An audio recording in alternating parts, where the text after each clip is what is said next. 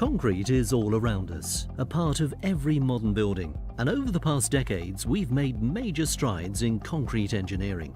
The International Glass Fibre Reinforced Concrete Association champions the use of glass fibre reinforced concrete and the benefits that it can bring to a construction project.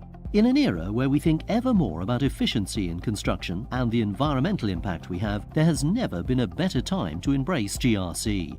We offer our passion, our expertise and our experience to help expand the use of the material and to improve building projects across the globe. Glass fibre reinforced concrete was developed in the late 60s, early 70s, and whereas normal precast concrete is reinforced with steel, which obviously can corrode, the rationale behind glass fibre reinforced concrete was to actually provide this reinforcement with glass fibres that of course don't corrode. The difference is that with steel is just placed within certain areas within the concrete to an engineering design, and it generally means that the concrete has to be quite thick. With glass fibre reinforced concrete, the reinforcement's mixed throughout the concrete matrix, which means consequently you can make the products much thinner. There's various reasons why people would use GRC. The main reason we find is that it's the weight saving. Because typically on a construction project that's using precast concrete as a cladding material, you could achieve weight savings of around, maybe 75 to 80%, which reduces dead load on the structure, and it also makes it a lot easier to install it. The other advantages about GRC are that it's quite environmentally friendly. Although it has more cement in it than traditional precast concrete, because it's so much thinner and there's so much less of it, you're using less cement. And cement the manufacture of cement is quite a high contributing factor to CO2 emissions. As an architect or a designer, you can be more creative with regards to the shapes and the geometry of the units. You can make more flowing units. So it's a lot more adaptable.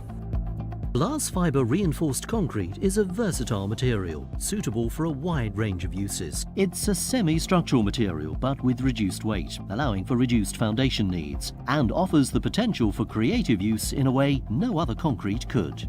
It's easily applied through either spray application or as pre-moulded units, ready to be installed on site. The range of applications show its versatility, able to seamlessly blend into the facades of historical buildings or create sweeping modernist shapes in new builds. It's a competitive green material that reduces the need for reinforced steel and delivering significant improvements in durability and erosion resistance. Behind me is 30 Cannon Street, which was built in 1976. It's one of the first buildings that featured GRC. Originally, when it was designed, it had a 25-year projected lifespan, and in 2002 it was surveyed and at that point determined that it had the GRC cladding had an indefinite lifespan on it. This is Great Eastern Quays, development for Notting Hill Housing Association, 350 flats in total plus commercial units. A mixture of affordable rent, market rent, shared ownership, for sale and enhanced sale flats, all for Notting Hill Housing.